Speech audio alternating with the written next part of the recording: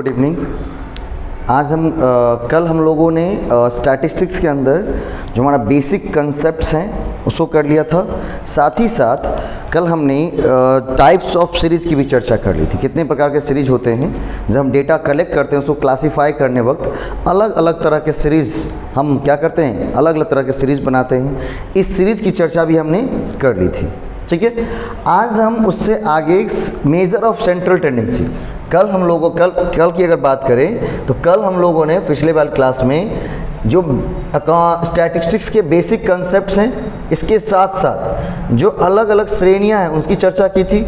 और श्रेणियों में डेटा को क्या करने के बाद विभाजित करने के बाद उसे क्या करते हैं, उसे फिर विश्लेषण करते हैं। क्या करते हैं, उसको विश्लेषण किया जाता है। ठीक, विश्लेषण के लिए हम अलग अलग सांख्यिकीय विधि अपनाते हैं, ये हमने कहा था। विश्लेषण के लिए, डेटा को विश्लेषण करने के लिए अलग अलग सांख्यिकीय विश्लेषण किया जाता है। ठीक, अब सांख्यिकीय विश्लेषण में जो सांख्यिकीय विधि लगाई जाएंगी वो कौन कौन सी होंगी? मेजर ऑफ सेंट्रल टेंडेंसी में सबसे पहला मेजर ऑफ सेंट्रल टेंडेंसी, उसके बाद partition value, measure of dispersion, measure of skewness, measure of movements, measure of कुर्टोसिस और इंडेक्स नंबर। तो करीबन ये सातों चैप्टर हमें स्टैटिस्टिक्स के अंदर पढ़ने हैं। नहीं, ये सातों चैप्टर्स हमें स्टैटिस्टिक्स के अंदर पढ़ने हैं, इसकी चर्चा की गई है। इसके बाद आज हम शुरू करने वाले उसमें से कौन से? Major of central tendency. आज हम क्या शुरू करने जा रहे हैं? मेजर ऑफ सेंट्रल टेंडेंसी, केंद्रीय प्रवृत्ति की माप, जिसमें हम तीन चीज़ों की चर्चा करेंगे: मीन, मीडियन, मोड। ठीक है, मीन, मीडियन, मोड। और इसके साथ साथ वहाँ पर दो मीन और निकाली जाती हैं। एक होती है ज्योमेट्रिक मीन और एक होती है आपकी हार्मोनिक मीन। ज्योमेट्रिक मीन गुणोत्तर माध्य और हार्मोनिक मीन हरात्मक माध्य, इन दोनों माध्यों की भी चर्चा की जाएगी। ठीक है, तो बोला कि अगर हम केंद्रीय प्रवृत्ति की माप की बात करें, किसकी बात करें? केंद्रीय प्रवृत्ति की बात करें। किसकी बात करें? केंद्रीय प्रवृत्ति की बात करें तो किसी समंक श्रेणी के पद मूल्यों का किसी खास पद मूल्यों के आसपास संकेंद्रित होने की जो प्रवृत्ति होती है उसे हम क्या कहते हैं? केंद्रीय प्रवृत्ति। मतलब जो एक समंक श्रेणी है उसके जो पद मूल्य हैं, उसके जो अलग अलग टर्म वैल्यू हैं, उसके उस टर्म वैल्यू के किसी खास पद मूल्य के पास, किसी एक विशेष स्पेसिफिक टर्म वैल्यू के पास संकेंद्रित, जो क्या होती है, डेटा संकेंद्रित हो जाती है, उस संकेंद्रित होने की प्रवृत्ति को क्या कहते हैं? केंद्रीय प्रवृत्ति कहते हैं। क्या कहते हैं उसको? केंद्रीय प्रवृत्ति। बात क्लियर? किसी समंक श्रेणी के जो पद मूल्य हैं उन पद मूल्यों का किसी खास पद मूल्यों के आसपास संकेंद्रित हो जाना, क्या करना? संकेंद्रित हो जाना क्या कहलाता है? तो हमारा सब वो केंद्रीय प्रवृत्ति कहलाता है। मतलब केंद्रीय प्रवृत्ति की जानकारी प्राप्त करने के लिए जो मापें की जाती है उन्हें केंद्रीय प्रवृत्ति की माप कहा जाता है।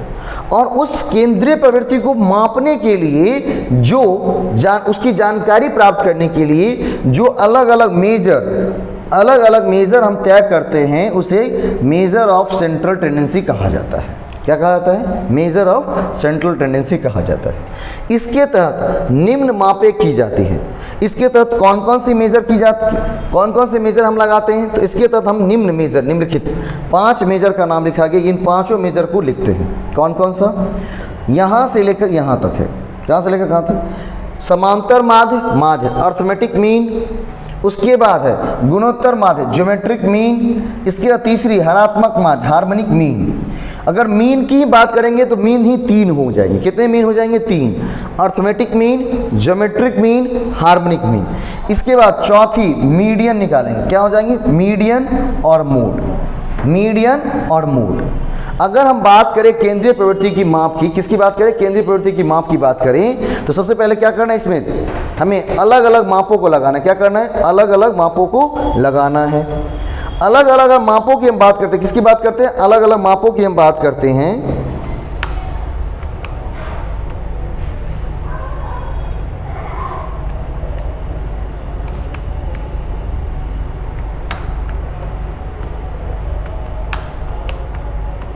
अलग अलग मापों की हम बात करते हैं। ठीक है, किसकी बात करते हैं? अलग अलग मापों की बात करते हैं। 2 माप लगा, एक होंगे हमारे गणितीय माध्य लगेंगे और एक स्थिति संबंधी माध्य लगेंगे। क्या लगेंगी? एक गणितीय माध्य का हम उपयोग करेंगे, मैथमेटिकल एवरेज का हम उपयोग करेंगे। ठीक ठीक है, मीन का उपयोग करेंगे। और दूसरी हमारी होंगी कौन सी, स्थिति संबंधी माध्य, जिसके अंतर्गत 5 मेजर्स इंक्लूड किए जाएंगे। कितने मेजर्स इंक्लूड किए जाएंगे, 5 मेजर्स। अर्थमेटिक मीन, और इसको हम मीन भी कहते हैं, ज्योमेट्रिक मीन जिसको हम गुणोत्तर माध्य भी कहते हैं, हरात्मक माध्य हार्मोनिक मीन कहे जाएंगे। इसके बाद मीडियन की चर्चा होंगी, उसमें मोड की चर्चा होंगी। किसकी चर्चा होंगी, मीडियन की चर्चा होंगी और मोड की चर्चा होंगी। तो total major of central tendency के अंदर 5 मेजर्स लगाए जाएंगे। कितने मेजर्स लगाए जाएंगे, टोटल 5 मेजर्स लगाए जाएंगे। क्लियर, यहां तक बात समझ में आई पहले, हाँ या ना?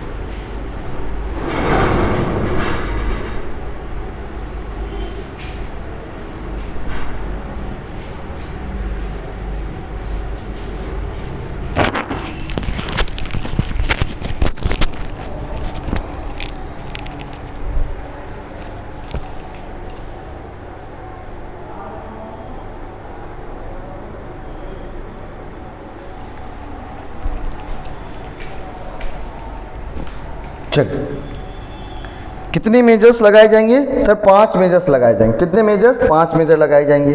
Arithmetic mean, geometric mean, harmonic mean, median और मोड, 5 तरह के मेजर्स लगाए जाएंगे केंद्रीय प्रवृत्ति के माप में। जिसमें सबसे पहले हम आज पढ़ेंगे किसके बारे में, समांतर माध्य अर्थमेटिक मीन के बारे में। सबसे पहला जो हमारा होगा कौन सा होगा, समांतर माध्य अर्थमेटिक मीन के बारे में चर्चा होगी। किसकी चर्चा, समांतर माध्य, जिसको हम अर्थमेटिक मीन भी कहते हैं। समांतर माध्य अर्थमेटिक मीन बोला किसी समंक श्रेणी के समस्त पद मूल्यों का प्रतिनिधित्व करने वाला पद मूल्य ही माध्य कहलाता है। मतलब उस पूरे समंक श्रेणी के कोई एक स्पेसिफिक पद मूल्य जो उस पूरे श्रेणी को, पूरे समंक श्रेणी को क्या करता है, रिप्रेजेंट करता है, उसे हम क्या कहेंगे, माध्य कहेंगे। क्या कहेंगे, उसको माध्य कहा जाएगा।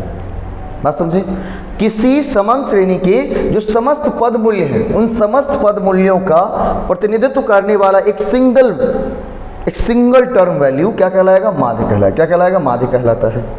इसे x बार से निरूपित करते हैं। कैसे निरूपित करते हैं, x बार, इस तरह से। x बार किस तरह से निरूपित करते हैं, इसको x बार से निरूपित किया जाता है। किससे निरूपित किया जाता है, x बार से निरूपित किया जाता है। ठीक है, बोला कि इसकी गणना करने के लिए निम्न 3 विधियां प्रचलित हैं। कितनी विधियां, 3 विधियां। इसके लिए, इसकी गणना करने के लिए कितनी विधियां हैं, 3 विधि हैं। अब सर क्या तीनों विधि हमें जाननी जरूरी है? देखिए बिल्कुल जाननी जरूरी है, लेकिन एग्जाम में आपको कोई स्पेसिफिक विधि नहीं लिख कर दी जाती है। आपको जिस विधि से हल करना है आप हल कर सकते हैं, लेकिन हम सीखने आए हैं तो हम तीनों विधि सीख लेंगे कम से कम।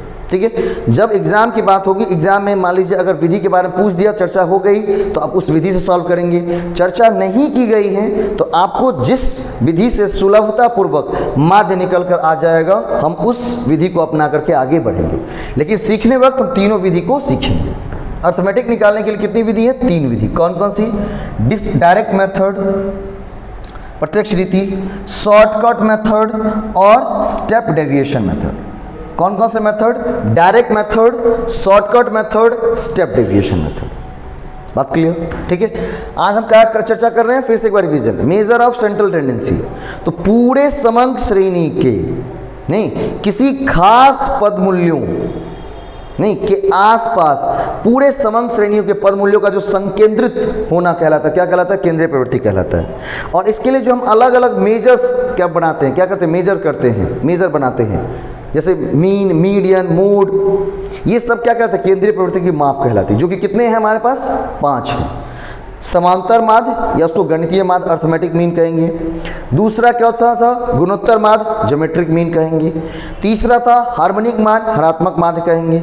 चौथा है हमारा मीडियन माध्यिका कहेंगे। और 5वां है बहुलक, जिसको आप मोड कहेंगे। क्या कहेंगे, उसको मोड कहेंगे। ठीक है, जिसमें से 3 कौन कौन से, arithmetic mean, geometric mean, harmonic mean गणितीय माध्य कहलाता है, जबकि सर मीडियन और मोड क्या कहलाता है, स्थिति संबंधी माध्य कहलाता है। क्या कहलाता है, स्थिति संबंधी माध्य कहलाता है, पोजिशनल एवरेज कहलाता है। ठीक है, अर्थमेटिक मीन की बात करें तो बोला कि समंग किसी पूरी समंग श्रेणी की जो समस्त पद मूल्यों का प्रतिनिधित्व करने वाला एक सिंगल टर्म वैल्यू, मतलब वह टर्म वैल्यू जो उस पूरे समंग श्रेणी का क्या करता हो, प्रतिनिधित्व करता हो, उसे क्या कहा जाएगा, उसे अर्थमेटिक मीन कहा जाएगा। क्या कहा जाएगा, उसे अर्थमेटिक मीन कहा जाएगा। और उसको लगाने की कितनी विधि है, 3 विधि हैं, direct method, shortcut method and तीसरी स्टेप डेविएशन मेथड। कौन सी मेथड, स्टेप डेविएशन मेथड। सबसे पहले किसकी चर्चा करेंगे, डायरेक्ट मेथड की। आज हम किस पे पढ़ रहे हैं, पहले डायरेक्ट मेथड की। सबसे पहले कौन सा, डायरेक्ट मेथड। अब जब डायरेक्ट मेथड की चर्चा होगी तो वहां पर हम तीनों अलग अलग सीरीज की चर्चा करेंगे। क्या करेंगे, हम तीनों अलग अलग तरह के सीरीज की चर्चा करेंगे। सबसे पहला प्रत्यक्ष रीति। इस विधि के तहत माध्य की गणना करने के लिए, किसकी गणना करने के लिए, माध्य की गणना करने के लिए पद मूल्यों के कुल योग में पद मूल्यों की संख्या से भाग दिया जाता है। जो भी पद मूल्य दिए गए हैं उन पद मूल्यों का योग, उन पद मूल्यों का योग निकाल लेंगे बटे पद मूल्यों की संख्या। किसकी, क्या चीज, पद मूल्यों की संख्या। पद मूल्यों का कुल योग बटे पद मूल्यों की कुल संख्या से भाग देने पर प्राप्त संख्या ही क्या कहलाता है, माध्य कहलाता है। क्या कहलाता है, प्राप्त संख्या माध्य कहलाता है। जब किसी समंग श्रेणी के समस्त पद मूल्यों को जोड़ दिया जाता है और उस समंग श्रेणी में जितने भी पद मूल्य हैं, उसकी जितने भी नंबर से, मतलब 10 है, 20 है, 30 है, 40 है, उससे भाग दिया जाता है तो प्राप्त भागफल ही हमारा क्या कहलाता है, माध्य कहलाता है। क्या कहलाता है, माध्य कहलाता है। जिसके लिए हम तीनों श्रेणी, व्यक्तिगत श्रेणी, खंडित श्रेणी, सतत श्रेणी में अलग अलग सूत्र, अलग अलग सूत्रों का हम क्या करते हैं, अलग अलग फॉर्मूले का हम प्रयोग करते हैं। ठीक है, इतनी तक बात जान लिया। कौन कौन सा फॉर्मूला है, तो व्यक्तिगत श्रेणी के लिए क्या है, x बार बराबर सिग्मा, इसको क्या कहते पढ़ते हैं, सिग्मा पढ़ा जाता है। क्या पढ़ा जाता है, सिग्मा x बटे n। सिग्मा x बटे n, सिग्मा x का मतलब सभी पद मूल्यों का कुल योग बटा पदों की संख्या। अगर हम खंडित श्रेणी में जाते हैं तो वहां पर क्या हो जाएगा, वहां का फॉर्मूला हो जाएगा सिग्मा fx बटा सिग्मा f, सिग्मा fx बटा सिग्मा f। ठीक है, अगर वहीं पर हम सतत श्रेणी में जाएंगे तो क्या हो जाएगा, सिग्मा fx बटा सिग्मा f। दोनों का क्या होगा, दोनों का खंडित श्रेणी का और सतत श्रेणी का फॉर्मूला एक ही होगा। सर इस पर कुछ क्वेश्चंस बना के देखें क्या, सीधा चलते हैं, अलग अलग श्रेणी निकालते हैं और उसका क्या निकालते हैं, उसका मीन, मीडियन, सॉरी मीन, और वो भी हम किससे, डायरेक्ट मेथड से निकाल करके देखते हैं। ठीक है, चले डायरेक्ट क्वेश्चन पर चलते हैं। कुछ क्वेश्चन ढूंढते हैं गूगल से, सीधे गूगल से क्वेश्चन निकालते हैं। कहते हैं गूगल से क्वेश्चन निकाल के दो।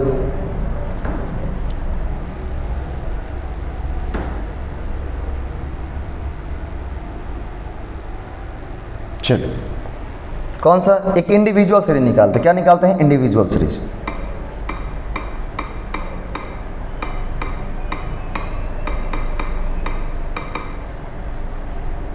इंडिविजुअल सीरीज एक निकालते हैं।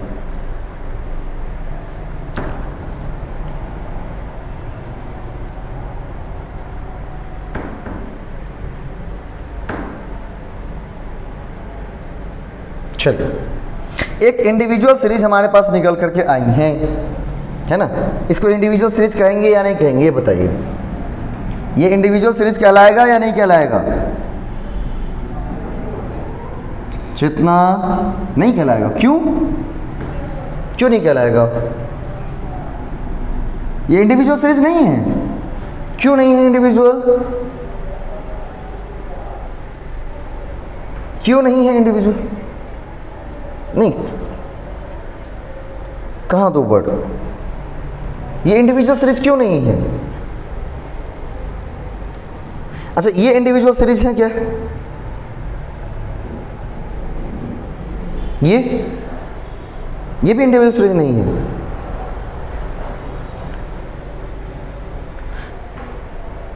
दोनों ही इंडिविजुअल सीरीज हैं, दोनों में क्या दिया है? सिर्फ ऑब्जर्वेशन दिया गया है, serial number 1 2 3 4 5 6 7 8 9 10, number of student 60 55 92 99 78 65 72 47 56 88। ये सब के सब जो भी दोनों मैंने सीरीज निकालेंगे, दोनों स्क्रीन पर जो है आपके सामने दिख रहे हैं, ये दोनों के दोनों इंडिविजुअल सीरीज ही हैं। दोनों के दोनों क्या है? इंडिविजुअल सीरीज ही हैं भाई, ऐसा कोई नहीं कि जो इंडिविजुअल सीरीज नहीं हो, ठीक है। क्योंकि इंडिविजुअल सीरीज में सीधे पद मूल्य दिए जाते हैं, वहां पर किस उसका बारंबारता फ्रीक्वेंसी नहीं दी रहती है। जैसे ही ऑब्जर्वेशन और फ्रीक्वेंसी दोनों दी गई हो, क्या दी गई हो? ऑब्जर्वेशन और फ्रीक्वेंसी दोनों दी गई हो, तो उसे क्या कहेंगे? उसे हम क्या कहेंगे? उसे डिस्क्रीट सीरीज कहा जाएगा। क्योंकि सीरीज हमने 3 पढ़ी है ना, कौन कौन सा? इंडिविजुअल सीरीज व्यक्तिगत श्रेणी, डिस्क्रीट सीरीज खंडित श्रेणी, और तीसरी सतत श्रेणी। अभी जो आप स्क्रीन पर देख पा रहे हैं ये कौन सी है? ये इंडिविजुअल श्रेणी है सर। क्या है ये? इंडिविजुअल श्रेणी है, ठीक है। अब इस श्रेणी का अगर हमको क्या निकालना है? मीन निकालना है। मीन निकालना, फॉर्मूला क्या होता है सर? फॉर्मूला होता है सिग्मा एक्स बटे एन। सिग्मा एक्स बटे एन। एक्स का मतलब नंबर, एक्स का मतलब ऑब्जर्वेशन, जो आपने ऑब्जर्व किया, जो आपने ऑब्जर्व किया वो क्या हो जाएंगी? वो हो जाएंगी आपकी कौन सी? वो हो जाएंगी ऑब्जर्वेशन एक्स हो जाएंगी। और एन का मतलब नंबर ऑफ ऑब्जर्वेशन। समझ में आ रहा है? चेतना, लक्ष्मी, रूपम, अंजलि, बातें समझ में आ रही है ना? अच्छा चलो ठीक है। इस तरफ सारे सीरियल नंबर, और ये हमारा क्या है? एक्स ऑब्जर्वेशन है। जब हमें मीन निकालना होगा इस सीरीज के अंदर, मीन निकालना होगा डायरेक्ट मेथड से, फॉर्मूला क्या लगा देंगे? सिग्मा एक्स बटे सिग्मा एन। सिग्मा एक्स बटे सिग्मा एन।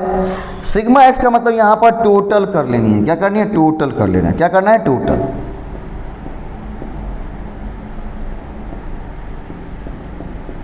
क्या हो जाएंगी? 60 55 92 99 68 78 65 72 47 56 88। आप इसको ऐसे भी जोड़ सकते हैं, आप सबको लिख भी सकते हैं। 60 plus 55 plus 92 plus 99 plus 78 plus 65 plus 72 plus 47 plus 56 plus 88। नहीं, इस तरह से इसको टोटल भी कर सकते हैं। और कितने नंबर हैं? 1 2 3 4 5 6 7 8 9 10। टोटल ऑब्जर्वेशन कितने हैं? Number of observation, number of observation कितनी है? 10। नंबर ऑफ ऑब्जर्वेशन कितनी है? 10। या इसको यहीं पर हम टोटल जोड़ लें, जैसे भी आपको पॉसिबल लगे, तो हम 5 2 7 यहाँ यहीं पर जोड़ के लिखते हैं।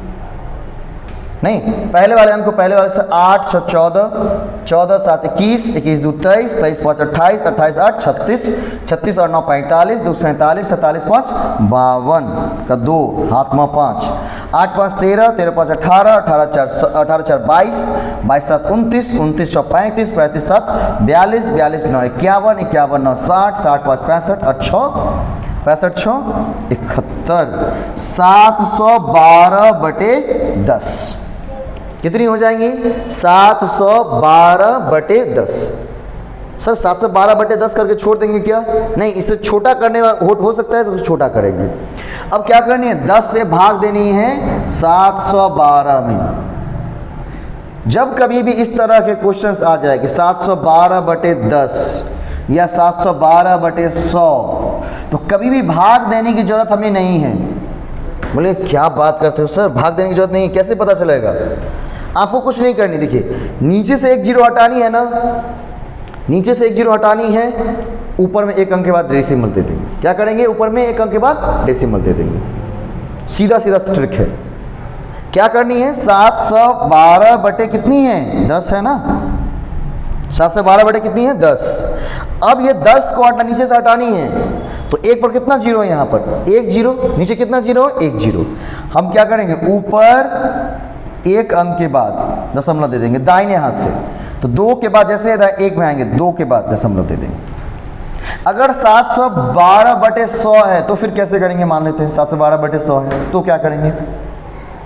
सर 712/100 है, मतलब कितना हो जाएगा सर, 2 जीरो हटाएंगे तो ऊपर में 2 अंक के बाद डेसिमल देंगे। नहीं 7 के बाद पॉइंट नहीं सर, 1 2 राइट हैंड से काउंट करते कभी भी, not left hand, right hand से। नंबर्स को यहाँ से इधर से काउंट किए जाते हैं, ना कि इधर से काउंट किए जाते कभी भी, ये गलत है। 7 के बाद नहीं, हम कहेंगे सर 2 से काउंट करना शुरू करेंगे, 2 1 2, 2 अंक के बाद डेसिमल दे देंगे। 7 दशमलव क्या पढ़ेंगे इसको, 7 दशमलव हाँ 1 2, 7.12 नहीं पढ़ने हैं, क्या पढ़ने हैं 7.12 या 7.12, क्योंकि डेसिमल के बाद नंबर्स को पूरे फॉर्म में नहीं पढ़ाया जाता है, डिजिट बाय डिजिट पढ़ा जाता है। क्या पढ़ा जाता है, डिजिट बाय डिजिट पढ़ा जाता है, ठीक है। अगर 712/10,000 है, कितने थाउजेंड है 10,000, तो फिर क्या करेंगे,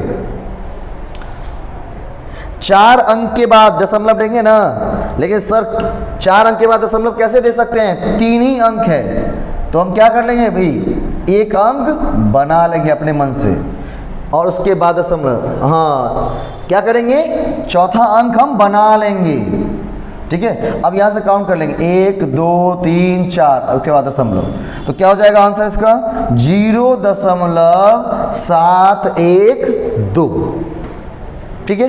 भाग देने की बिल्कुल जरूरत नहीं है। अगर 10 से भाग करनी हो, 100 से भाग करनी हो, 1000 से भाग करनी हो, तो भाग करने की जरूरत नहीं है। क्या करनी है, तो जो नंबर्स दिए गए हैं उसको देख लेनी है, नीचे 10 है 100 है 1000 है, क्या है ये देख लेनी है, और नीचे से जितना जीरो हटाना है ऊपर उतने ही अंक के बाद क्या कर देंगे, डेसिमल दे देंगे। लेकिन हाँ दाहिने हाथ से काउंट करेंगे, क्या करेंगे, दाहिने साइड से काउंट करेंगे, ना कि बाएं साइड से काउंट करेंगे। बात क्लियर पूरा।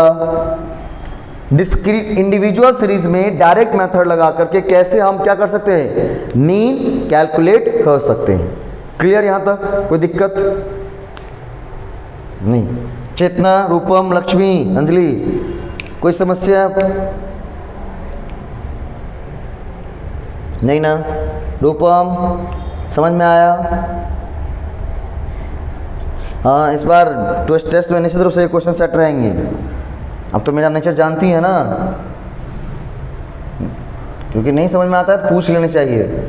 मेरे पास अगर नहीं समझ में आया तो पूछ लीजिए, अगर नहीं पूछेंगे तो हम टेस्ट में पूछेंगे, और फिर टेस्ट में पूछने के बाद तो पता चल ही जाता है क्या हो रहा है ना। चलिए अब मैंने एक दूसरा सीरीज निकाला, इसको कौन सा सीरीज कहेंगे,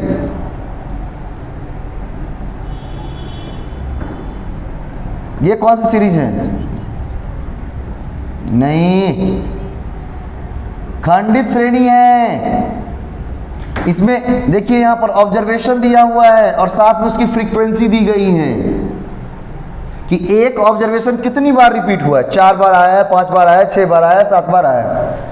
तो जब इस तरह से क्या किया जाए, सीरीज दिया जाए, जब क्या हो आपके ऑब्जर्वेशन और फ्रीक्वेंसी साथ में दी गई हो, क्या दी गई हो, ऑब्जर्वेशन प्लस फ्रीक्वेंसी साथ में दी गई हो, क्या दी गई हो, ऑब्जर्वेशन और उसकी फ्रीक्वेंसी f। तो इसे हम क्या कहते हैं सर, इसे हम खंडित श्रेणी कहते हैं। क्या कहते हैं इसको, खंडित श्रेणी कहा जाता है। तो जब कभी भी खंडित श्रेणी के प्रश्न आएंगे तो वहां पर अगर मीन कैलकुलेट करनी है डायरेक्ट मेथड से, तो फॉर्मूला क्या होता है, x bar equal to sigma f x बटा sigma f, sigma f x बटा सिग्मा एफ, ठीक है। अब ये एफ एक्स क्या होगा, तो एफ एक्स मतलब अब अगला कॉलम एक क्रिएट कर लेंगे यहाँ पर। वहाँ पर कॉलम बनाने की एक्स्ट्रा जरूरत हमें नहीं थी, लेकिन यहाँ पर कॉलम बनाने की जरूरत हमें है। हम क्या करेंगे, एफ एक्स एक कॉलम बना लेंगे। एफ एक्स का मतलब एफ गुणे एक्स, एफ गुणे एक्स, एफ गुणे एक्स, एफ गुणे एक्स, एफ गुणे एक्स। तो 5 गुणा 4 कितना हो जाएगा, 20। 10 गुणा 2 कितना हो जाएगा, 20। 15 गुणा 2 कितना हो जाएगा, 30। 20 गुणा 6 कितना हो जाएगा, 120। एंड 25 गुणा 3 कितना हो जाएगा, 25 3 होता है 75, ठीक है। जैसे ही डिस्क्रीट सीरीज मिलेंगी तो वहां पर हमें क्या करनी है, वहां पर एक कॉलम हमें ऐड कर देनी है। क्या करनी है, एक कॉलम हमें ऐड कर देनी है खुद से। वो कॉलम किसका कहलाएगा, एफएक्स का कहलाएगा। किसका कहलाएगा, एफएक्स का, फ्रीक्वेंसी गुणे ऑब्जर्वेशन। तो क्या हो जाएगा, 5 गुणे 4 20, 10 गुणा 2 20, 15 गुणा 2 30, 20 गुणा 6 120, 25 गुणा 3 25 गुणा 3 75। ठीक है, कोई बात यहां तक नहीं। अब यहां पर क्या करनी थी, यहां भी एक नीचे टोटल करनी पड़ेगी। क्या करनी पड़ेगी, टोटल। टोटल में यहां पर 2 टोटल करनी पड़ेगी। एक टोटल करनी पड़ेगी सिग्मा एफ, मतलब फ्रीक्वेंसी को भी ऐड करेंगे, सारी फ्रीक्वेंसी को भी क्या करेंगे, टोटल करेंगे। 4 2 6 2 8 से 14 14 3 17, सिग्मा एफ बराबर कितनी हो जाएंगी, 17।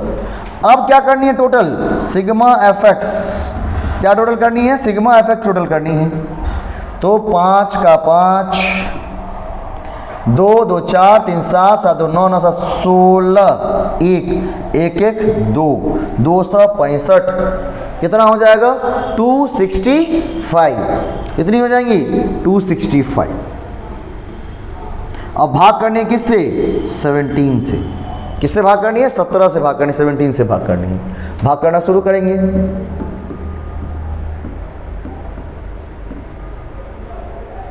17 काम 70, कितना हो जाएगा, 11 5,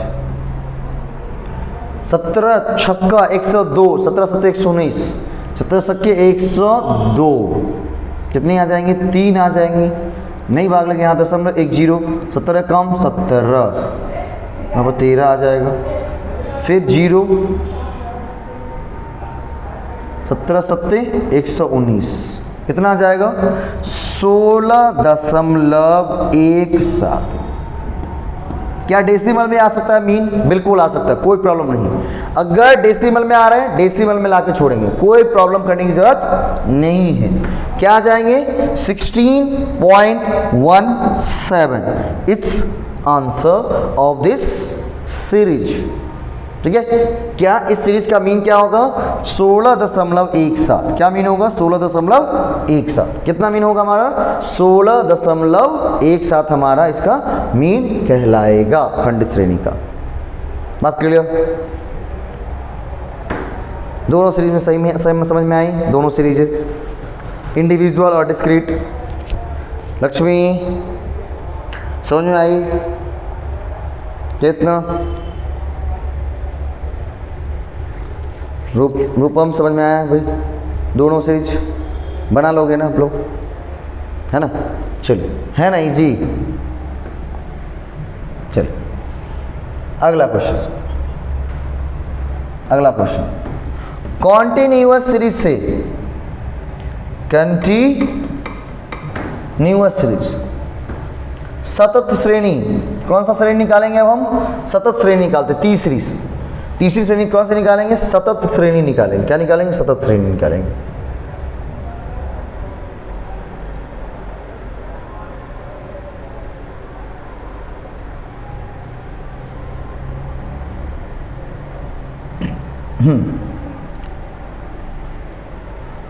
चलो, ये रही कौन सी, सतत श्रेणी। ये कौन सी श्रेणी है, इसको सतत श्रेणी कहेंगे। क्यों सतत श्रेणी कहा जाएगा, तो सर वह श्रेणी जिसमें पद मूल्य की जगह क्या दिया हो, वर्गांतर दिया गया। क्या दिया हुआ, वर्गांतर दिया हो, वर्गांतर नहीं। जैसे 0 से 5, 5 से 10, 10 से 15, 15 से 20, 20 से 25, 25 से 30, 30 से 35, 35 से 40। वह श्रेणी जिसमें क्या दिए गए हो, वर्गांतर दिए गए हो, साथ ही इसमें क्या दी गई हो, फ्रीक्वेंसी दी गई हो। क्या दी गई हो, फ्रीक्वेंसी दी गई, वर्गांतर और फ्रीक्वेंसी दी गई हो। तो जिस श्रेणी के अंदर वर्गांतर और फ्रीक्वेंसी दी गई हो उसे क्या कही जाएंगे, उसे कॉन्टिन्यूअस सीरीज कही जाएंगी। क्या कही जाएंगी, कॉन्टिन्यूअस सीरीज कही जाएंगी। उसे क्या कही जाएंगी, कॉन्टिन्यूअस सीरीज कही जाएंगी। ठीक है, अब जब कॉन्टिन्यूअस सीरीज के अंदर हमें क्या करना है, मीन कैलकुलेट करना है। क्या करना है, कॉन्टिन्यूअस सीरीज के अंदर अगर हमें मीन कैलकुलेट करना है तो वहां पर क्या करना चाहिए, तो वहां पर आपको क्या करने पड़ेंगे, 2 कॉलम बढ़ाने पड़ेंगे। कितना कॉलम बढ़ाना पड़ेगा, 2 कॉलम और बढ़ाना पड़ेगा। नहीं, डिस्क्रीट सीरीज में कितना कॉलम बढ़ाना पड़ा था? एक कॉलम। इंडिविजुअल सीरीज में कोई कॉलम बढ़ाने की जरूरत नहीं थी, लेकिन यहाँ पर आपको 2 कॉलम बढ़ाना पड़ेंगे। सर 2 कॉलम क्यों बढ़ाने पड़ेंगे? तो 2 कॉलम इसलिए बढ़ाने पड़ेंगे क्योंकि इसमें x कैलकुलेट करना पड़ेगा। नहीं, आप बोलेंगे सर x तो इसमें दिया ही हुआ है, 0 से 5, 5 से 10, 10 से 15। अब 0 से 5 के बीच में कौन है x, ये एग्जैक्ट पता है क्या? नहीं। 5 से 10 के बीच में कौन है, पता है क्या? नहीं। 10 से 15 के बीच में कौन है, पता है क्या? नहीं सर, कुछ भी पता इसमें नहीं है। तो हम क्या करेंगे, सबसे पहले x मीन इसका x इसका कैलकुलेट करके निकालेंगे, या इसको हम क्या कहते हैं? एम भी कहते हैं। क्या कहते हैं इसको? एम भी कहते हैं, जिसको हिंदी में कहते हैं मिड वैल्यू। क्या कहते हैं इसको? Mid value. इसे मिड वैल्यू कैलकुलेट करना पड़ेगा, ठीक है। अब मिड वैल्यू बराबर क्या होता है? तो जो आपके क्या है, क्लास इंटरवल है, उसमें क्या होता है? एक L1 होता है और एक L2 होता है। नहीं, L1 L2 नहीं, L1 L2, एक छोटा वाला होगा, एक बड़ा वाला होगा। तो छोटे बड़े दोनों को क्या करेंगे? दोनों टर्म को जोड़ देंगे और 2 से भाग दे देंगे। 0 में 5 जोड़ेंगे, कितना हो जाएगा? 5, 5/2 कितना हो जाएगा? 2.5, 2.5 हो जाएगा। कितना हो जाएगा सर? 2.5 हो जाएगा। कितना हो जाएगा? 2.5 हो जाएगा। नहीं, 2.5। कोई दिक्कत यहाँ तक? जैसे ही कंटिन्यूअस सीरीज आएंगी हमें 2 कॉलम बढ़ाने पड़ेंगे। कितने कॉलम बढ़ाने पड़ेंगे? 2 कॉलम बढ़ाने पड़ेंगे। एक कॉलम मिड वैल्यू के लिए और एक कॉलम मिड वैल्यू और फ्रीक्वेंसी का मल्टीप्लाई, जिसको हम क्या लिख सकते हैं? fx लिख सकते हैं या fm लिख सकते हैं। फ्रीक्वेंसी गुणे जितना आने वाला है उसको गुणा करते जाएंगे, इस तरह करते जाएंगे, ठीक है। तो सबसे पहले हम मिड वैल्यू निकाल लेते हैं। मिड वैल्यू क्या होता है? तो जो क्लास इंटरवल का क्या है, L1 और L2 दोनों को जोड़ करके 2 से भाग देना होता है। दूसरे वाले में क्या हो जाएगा? 5 और 10 कितना? 15। कितना हो जाएगा? 5, 10, 15। 15 भागा 2 कितना? 7.5, 7.5। 10 + 15 25 भागा 2 कितना? 12.5। 15 + 20 35 भागा 2 कितना? 7.5। अब बोलेंगे सर आप कैसे इतनी जल्दी जल्दी कर रहे हो, फटाफट बराबर कैसे पता चल रहा है? हमको कैसे पता चलेगा? देखिए, इन दोनों के बीच में गैप कितनी है? इन दोनों के बीच में गैप कितनी है? 5 की। कितनी गैप है? 5 की गैप है। तो पहला मिड वैल्यू अगर हमारा 2.5 आया तो अगला मिड वैल्यू निश्चित रूप से 60 से उसमें 5 जोड़ दीजिए। 7, 5, 10, 7.5। फिर 7.5 जोड़ेंगे 12.5, 12.5 जोड़ेंगे 17.5, 17.5 जोड़ेंगे 17.5 में 5 जोड़ेंगे कितना हो जाएगा? 22.5, 22.5 में 5 जोड़ेंगे कितना हो जाएगा? 27.5। कितना हो जाएगा? 27.5। उसके बाद 27.5 में 5 जोड़ेंगे कितना हो जाएगा? 32.5। और 32.5 में 5 जोड़ेंगे कितना हो जाएगा? 37.5। कितना आ जाएगा? 37.5। क्लियर? अब वैसे भी करोगे तब भी आ जाएगा। देखिए 35 और 40 को जोड़िए कितना हो जाएगा? 75। 75 को 2 से भागा देंगे कितना आएगा? 37.5 ही आएगा। कितना आएगा? 37.5 ही आएगा। मिड वैल्यू कैसे निकाला पता चल गया ना? हमने मिड वैल्यू कैसे निकाले, यहाँ तक डाउट्स क्लियर हो? मिड वैल्यू कैसे जनरेट किया गया, मिड वैल्यू कैसे निकाले पता चल गया। क्या हुआ? मिड वैल्यू कैसे निकाले पता चला? चलो यहाँ तो डाउट नहीं। अब क्या करेंगे? इस मिड वैल्यू को फ्रीक्वेंसी के साथ मल्टीप्लाई करते चले जाएंगे। 2.5 को 5 से मल्टीप्लाई करना है। किसे गुणा करना है? 2.5 को 5 से मल्टीप्लाई करना है। तो जब कभी भी दशमलव का मल्टीप्लाई आया, क्या है? दशमलव का मल्टीप्लाई आया, तो थोड़ी देर के लिए डेसिमल को भूल जाना है, थोड़ी देर के लिए, और दोनों संख्याओं को गुणा कर देना है। तो 25, 25, 5, 2, 2, 5, 10, 2, 12। और कितने अंक थे इसमें? कितने अंक के बाद दशमलव था? 1 अंक के बाद दशमलव, 1 अंक के बाद दशमलव हम बिठा देंगे। पता चला कैसे किया? कैसे किया? तो जिससे जैसे आप इसको करना है 7.5 को 12 से, 7.5 को किसे करना है? 12 से करना है। किसे करना है? 7.5 को 12 से करना है। अब 7.5 को 12 से गुणा करना है तो क्या हो जाएंगे? हमें इसको गुणा करना है, थोड़ी देर के लिए क्या करनी है? भूल जानी है। थोड़ी देर के लिए क्या करनी है? भूल जानी है। कौन सी चीज़? कि डेसिमल। 7.5 को 12 से गुना कर देंगे, 5 दूना 10, 1 7 दूना 14, 1 15, और 1 से 5 7 0, 1 अंक दशमलव कितना हो जाएगा 90.0, कितना हो जाएगा 90.0। फिर अगला 12.5 को किससे गुना करना है, 6 से गुना करना है। 12.5 को किससे, सॉरी 26 से गुना करना है, किससे गुना करना है 26 से गुना करना है। थोड़ी देर के लिए क्या करेंगे, दशमलव भूल जाएंगे, 6 से गुना करेंगे, 5 6 30, 3 2 6 12 3 15, 5 1 1 6 7, ठीक है। अब 2 से गुना करना है, कितना हो जाएगा 0 5 2 0 5, 1 अंक का दशमलव कितना हो जाएगा 325.0, कितना हो जाएगा 325.0। अब 13 से गुणा करें किसमें 17.5 में, कितने गुणा करें 13 से गुणा करें 17.5 में, 17.5 में गुणा करना किससे 13 से, 5 या 15, 1 7 21, 1 22 के 2 हाथ में 2, 1 2 3 5, 5 7 1 5 2 5 7, 200 और 1 अंक दशमलव कितना हो जाएगा 227.5, 227.5। अब किसको गुणा करनी है 222.5 को किससे 24 से गुणा करनी है, 22.5 को किससे गुणा करनी है 24 से, 22.5 गुणा 24। थोड़ी देर के लिए डेसिमल भूल जाएंगे, 24 से डायरेक्ट गुना करेंगे, 5 चौका 20, 2 2 चौका 8 2 10, 1 2 चौका 8 और 1 9, फिर 2 से 5 2 10, 1 2 4 1 5 2 दूनी 4, 0 0 देखो 540.0, 540.0, ठीक है 540.0, 540.0 आ गया।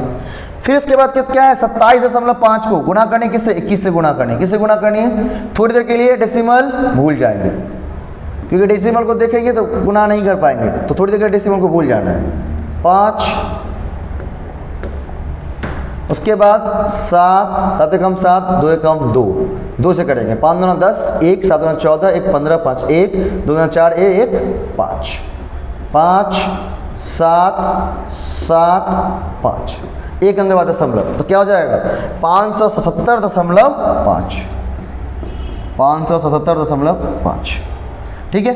अब 11 से गुणा करने किसमें 32.5 में, 11 से गुणा करने किसमें 32.5 में, 11 से 32.5 गुणा 11 क्या हो जाएगा 325, और फिर 325 ही, क्योंकि क्या करना है तो एक ही से गुना करना है ना, तो 5 2 5 7 और उसके बाद 3 2 5 3, 357.5, 357.5। अब क्या करनी है 37.5 को 4 से गुना करनी है, डायरेक्ट गुना करते चलेंगे, 5 चौका 20, 2 7 चौका 28, 2 30 के 0 हाथ में 3, 3 चौका 12 3 नहीं, 5 चौका 20 0 हाथ में 2, 7 चौका 28 2 30 0 हाथ में 3, 3 चौका 12 3 15। अब यहाँ पर 1 अंक का दशमलव कितना आ गया 150.0। अब सबको क्या करेंगे जोड़ देंगे, टोटल करेंगे, क्या करेंगे सबको टोटल करेंगे, तो टोटल किसको करेंगे सिग्मा एफ को भी और सिग्मा एफ एक्स को भी। सिग्मा एफ को टोटल करते तो कितना 12 5 17, नहीं तो एक बार 5 2 7 7 13 13 3 16 16 4 20 20 1 21 21 1 22 4 26 2 3 2 5 5 1 6 6 2 8 2 10 और 1 11 116। कितने आ जाएंगे 116 आ जाएंगे। यहाँ पर सबको जोड़ देंगे 5 5 10 5 15 5 20 के जुड़ात में 2, ठीक है 2 2 और 2 4 4 5 9 9 7 16 16 7 23 23 7 30 23 7 कितना हो जाएगा 30 3 4 9 13 13 2 15 15 2 17 17 4 21 21 7 28 28 5 28 5 33 33 5 38 3 6 6 2 8 8 5 13 13 5 18 18 18 3 18 3 21 और 1 22 2280.0 2280.0। अब करनी क्या है तो 2200 क्या करनी फॉर्मूला क्या लगाना है, तो फॉर्मूला लगाना है ये वाला सब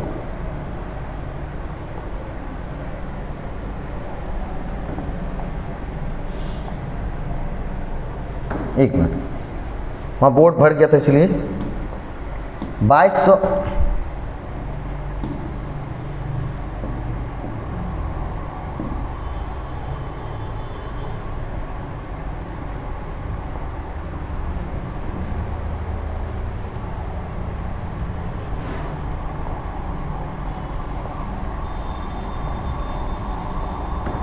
एक मिनट यहीं पर करके दिखा देता हूँ।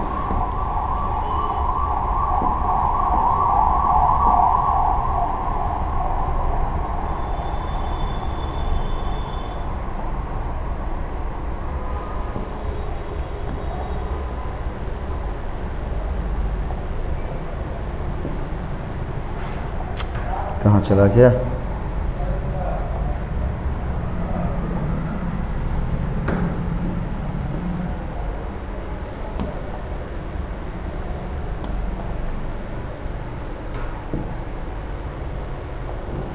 बाईस सौ अस्सी दशमलव 116 बटे 116 करेंगे। क्या करेंगे? 2280 बटे 116 करेंगे।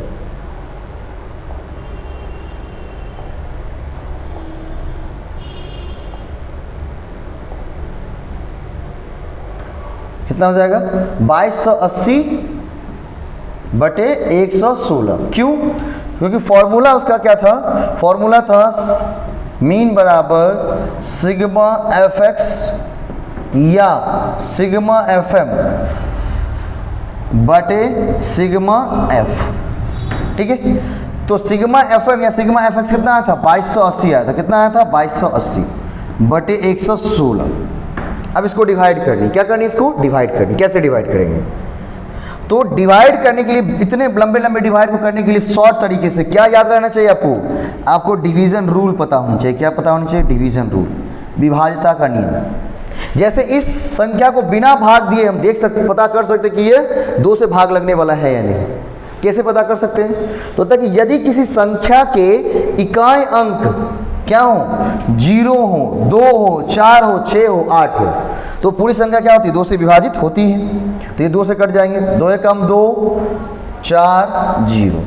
इसको काटेंगे 2 से, क्या करेंगे? 2 पंचे 10, 2 अठे 16, 58। क्या ये फिर 2 से कटेंगी? बिल्कुल कटेंगे सर, 2 से करेंगे। 2 पंचे 10, ठीक है, 2 सत्ते 14, और ये कितने हो जाएंगे? 29। कितनी हो जाएंगी? 29। ठीक। अब 570 भागा 29, 570 भागा कितनी? 29। अब 29 से इसको डिवाइड करना शुरू करेंगे 570 को।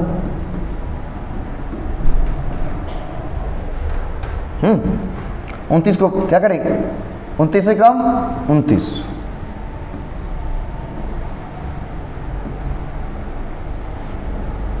ठीक है। अब किससे करें? तो 2 29 से 2 अठे 16, 9 से 8 से करें 29 अठे,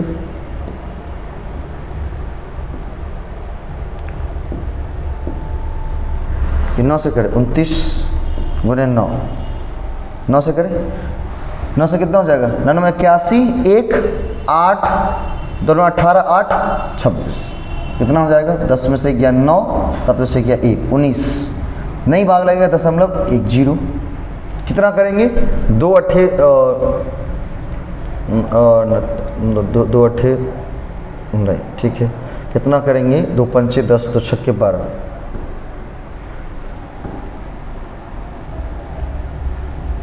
2 पंचे करें नहीं, 29 पंचे कितना होता है? 29 गुणे 5,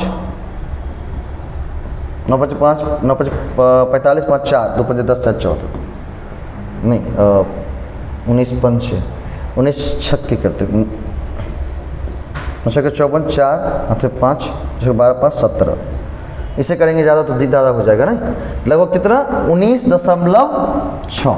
आंसर कितना आ जाएगा हमारा? माध्य 19.6 आ जाएगा। कितना आ जाएगा? 19.6। क्लियर बात? कितनी आई थी हमारी वहाँ पर? सर वहाँ पर आई थी हमारी कितनी? वहाँ पर आई थी 2280 बटे 116। कितनी आई थी? 2280 बटे 116 आई थी। कितनी आई थी? एक 2280 बटे 116 आई थी। कितनी आई थी? 2280 बटे 116 आई थी। अब जा कितनी आ जाएंगी, अब जाके हमारी आ जाएंगी कितनी, 19.6। कितनी आ जाएंगी, 19.6 हमारा आंसर हो जाएगा। बात क्लियर। अच्छे तरीके से कहीं पर कोई समस्या डायरेक्ट मेथड के अंदर, डायरेक्ट मेथड में कोई समस्या?